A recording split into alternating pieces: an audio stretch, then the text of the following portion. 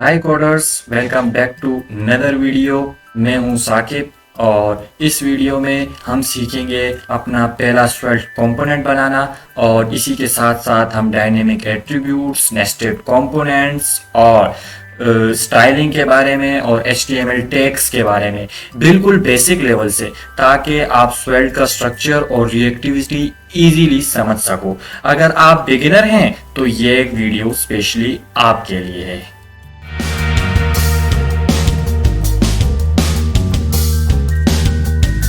तो अब हम अपने VS कोड में जो ये बाय डिफ़ॉल्ट टेक्स्ट है स्वेल्ट का, तो हम इसे रिमूव कर देते हैं और यहाँ पर हम एक स्क्रिप्ट टैग डालेंगे। ये स्क्रिप्ट टैग स्वेल्ट का ब्रेन होता है, जिसमें हम लॉजिक्स और वेरिएबल्स वगैरह ऐड कर सकते हैं। जैसे मैं अब आपके सामने एक वेरिएबल यहाँ पर ऐड करूँगा, late name equal to स्वेल्ट।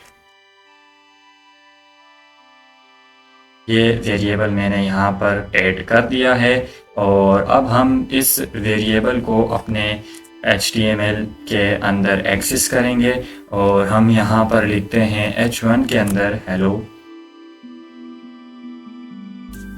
Hello. और अब हम ने इसे एक्सेस करना है तो हम करली ब्रेसेस डाल देंगे, तो इससे ये वादे होगा कि हम स्क्रिप्ट के जो है वो स्क्रिप्ट लिख रहे हैं। तो हम यहाँ पर लिख देते हैं हेलो नेम। जो वेरिएबल हमने यहाँ पर डिक्लेयर किया था उस वेरिएबल को हम यहाँ पर लिख रहे हैं। तो अब हम यहाँ पर सबसे पहले लिखते हैं CD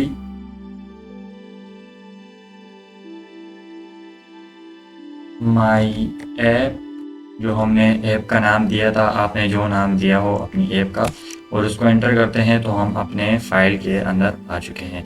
अब इधर हम npm run dev करेंगे तो हमारे को लिंक जनरेट कर दे देगा।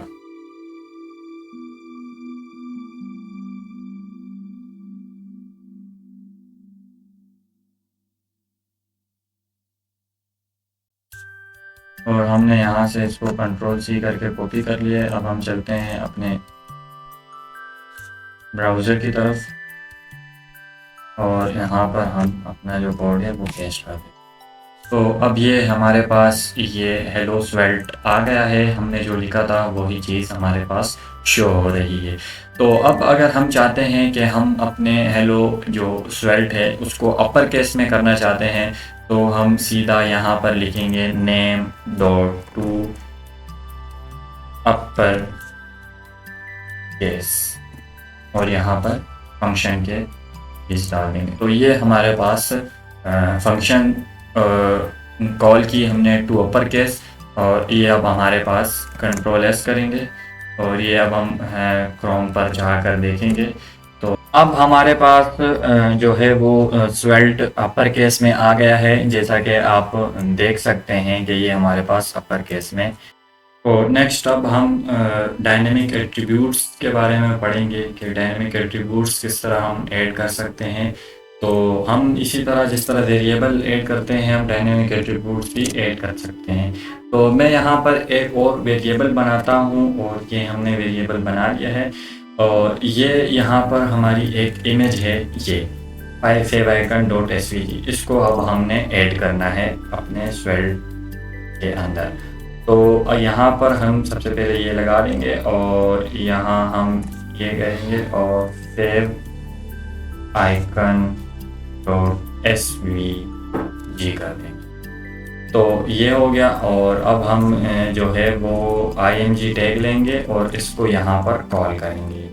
तो यहाँ पर हम src कॉल करते हैं और यहाँ पर आल्ट लिखना बेहतर होता है। आप आल्ट लिखोगे तो जब आपकी इमेज नहीं आएगी तो उस जगह पर कुछ दिखने को मिल जाएगा कि ये इमेज नहीं आ रही है, लेकिन ये इमेज इस चीज़ के रिलेटिव है। तो हम ये यहाँ पर हमने स्वेल्ट लिख दिया, स्वेल्ट की इमेज है। तो ये अब हमने कर दिया और अब हम जाके देखते हैं तो ये हमारे पास यहाँ पर इमेज भी ऐड हो गई है। तो ये था डायनेमिक एट्रीब्यूट्स के बारे में। और अब हम देखते हैं कि हम स्टाइलिंग किस तरह दे सकते हैं। तो इस तरह भी आप स्टाइलिंग दे सकते हैं, क्योंकि मैंने फ़ीचर ये ऐड किया था इंस्टॉल करते हुए, जब हम प्रोजेक्ट इंस्टॉल कर रहे थे। अगर वो वीडियो आपने नहीं देखी प्रोजेक्ट इंस्टॉल करने की, तो आप इसी प्लेलिस्ट में वो वीडियो आपको मिल जाएगी, और डिस्क्रिप्शन में भी वो वीडियो आपको मिल जाएगी प्रोजेक्ट इंस्टॉल करने के हवाले से। तो यहाँ पर हमने टेलविन CSS का फ़ीचर पहले से ही ऐड किया हुआ है, तो टेलविन CSS हमारे पास काम करेगी। तो हम यहाँ पर टेक्स्ट कर देते हैं 2 एक्सेल। तो ये अब हम देखते हैं, तो हमारा टेक्स्ट, देखिए हमारा टेक्स्ट बड़ा हो गया है। अगर फिर भी आपको अंदाज़ा नहीं हो रहा, तो मैं यहाँ पर 8 एक्सेल करता हूँ, तो ये देखिए ये हमारा जो है वो टेक्स्ट बड़ा हो गया है। तो अब हम यहाँ पर क्या करते हैं कि सेंटर कर देते हैं, टेक्स्ट को सेंटर कर देते हैं। ये हमने टेक्स्ट सेंटर कर दिया है, तो टेक्स्ट हमारा सेंटर हो गया है। और अब हम इमेज के ऊपर भी क्लास लगाते हैं, और इसको भी टेक्स्ट जस्टिफाई। तो ये टेलविन CSS है, और इस तरह टेलविन CSS यूज़ होती है।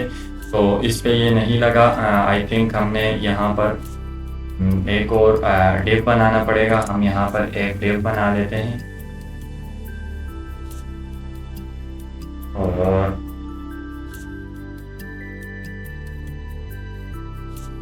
इसको हम यहाँ पर अब देते हैं क्लास।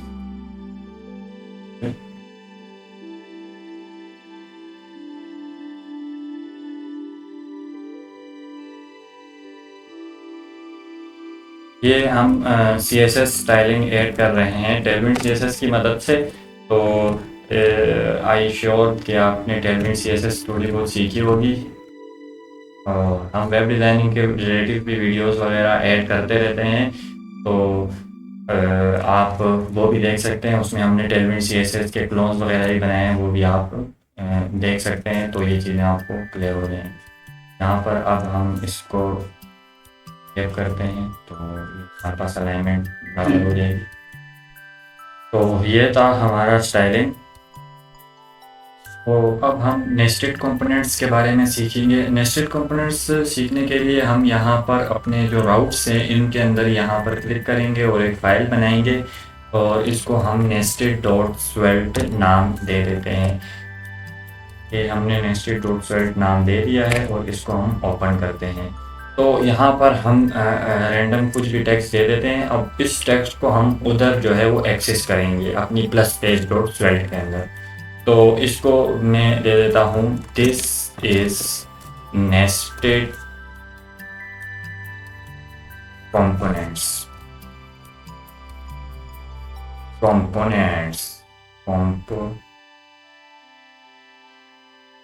तो ये हमारे पास नेस्टेड कंपोनेंट है, और अब हम plusPage.svelte के अंदर जाते हैं, और यहाँ पर हम इंपोर्ट कर लेंगे इसको। तो गाइस चीज़ें आपको आहिस्ता आहिस्ता आएंगी आगे, एकदम चीज़ें आपके जहन में नहीं आ सकती। आप जब प्रैक्टिस करोगे और फिर चीज़ों को एक्सेस करोगे, तो बहुत इजी होगा आपके लिए। तो हमने ये किया इंपोर्ट नेस्टेड फ्रॉम, फिर हम अपनी फाइल का नाम रख देंगे। यहाँ पर जो भी हमने नाम इस फाइल का दिया है, यहाँ पर इस फाइल का जो भी हमने नाम दिया है वो हम इधर दे देते हैं, और पहले डॉट डालेंगे ताकि ये एक आगे है हमारे पास, और nested.svelte हमारे पास आ गई। यहाँ पर हमारे पास दो फाइल हैं, plusPage.svelte और nested.svelte। तो nested.svelte को हम लोग इधर करेंगे। तो ये अब हमारे पास इसका एक राउट्स में फाइल बन गई है, और अब हम इसको यहाँ पर एक्सेस करेंगे। तो यहाँ पर हम क्या करते हैं कि हम एक टैग बनाएंगे, तो उसके अंदर हमने जो नाम ये इधर जो नाम दिया होगा हमने, वो नाम हम इधर कॉपी करेंगे नेस्टेड, और यहाँ पर हमने ये कर दिया। तो अब हमारे पास हमारी नेस्टेड फाइल कंट्रोल-S करते हैं। हमारे पास यहाँ पर हमने nested.svelte का कंपोनेंट बनाया, यहाँ पे कंट्रोल-S किया, और ये हमारे पास यहाँ पर देखें this is nested components show हो रहा है। तो क्यों ना हम यहाँ पर फ्लेक्स को कॉल कर दें ताकि चीज़ें हमारे को कॉलम में नज़र आएँ। तो यहाँ पर हम लोग फ्लेक्स कॉल कर सकते हैं। तो ये मैंने टेलविन CSS को फॉलो करते हुए ये ट्यूटोरियल्स वगैरह मैं बना रहा हूँ। तो अगर आपने अपनी स्टाइलिंग करनी है और CSS की स्टाइलिंग करनी है तो यहाँ पर आप इजीली स्टाइल टैग लिख कर और यहाँ पर जो भी है उसको कॉपी कर कर और जो स्टाइल आपने इसके अंदर देना है तो वो आप दे सकते हैं, इस तरह भी दे सकते हैं आप। तो CSS अगर आप सिंपल यूज़ कर सकते हैं वो भी आप इसमें यूज़ कर सकते हैं, अगर टेलविन CSS यूज़ करते हैं तो वो भी यूज़ कर सकते हैं। तो अब अगर हम इसको कंट्रोल S करके रन करें तो ये हमारे पास कॉलम में आ गई हैं। और अब मैं आपको HTML टैग्स के बारे में बताऊंगा कि HTML टैग्स किस तरह वर्क करते हैं। तो हम एक वेरिएबल लेते हैं और हम यहाँ पर लेट स्ट्रिंग करते हैं equal to this contain some from HTML strong. तो हम यहाँ पर स्ट्रॉन्ग का जो है वो कीवर्ड यूज़ करते हैं फ्रॉम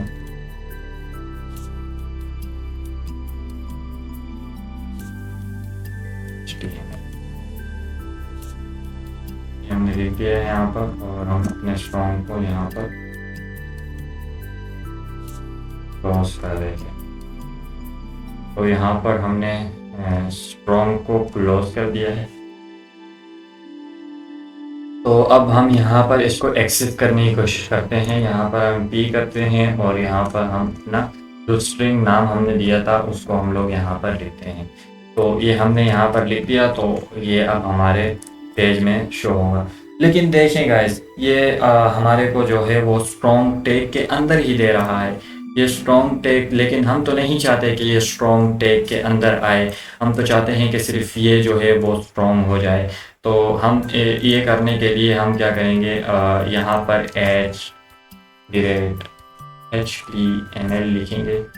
तो अब यहाँ पर ये हमारे पास स्ट्रॉन्ग टैग हट जाएंगे और ये हमारे पास स्ट्रॉन्ग में शो हो रहा है। तो कोडर्स, ये था आपका पहला Svelte component plus dynamic attributes plus tags, HTML tags and as well as styling. और हमने ये भी देखा कि हम नेस्टेड कंपोनेंट्स किस तरह ऐड कर सकते हैं। तो ये हमने 3-4 जो है वो टॉपिक्स हमने इस वीडियो में कवर किए हैं। अगर ये वीडियो आपको हेल्पफुल लगी हो तो लाइक, कमेंट और सब्सक्राइब ज़रूर करें। अगली वीडियो में हम देखेंगे कि रिएक्टिविटी पर किस तरह काम करते हैं, स्टेट वेरिएबल्स क्या होते हैं, ड्राइव क्या होते हैं, डीप स्टेट क्या होते हैं, स्टेट्स पर हम देखेंगे, रिएक्टिविटी स्टेट्स पर कि वो किस तरह उस पर काम करते हैं। तो तब तक के लिए मैं आपसे इजाज़त चाहता हूँ। अल्लाह हाफिज़।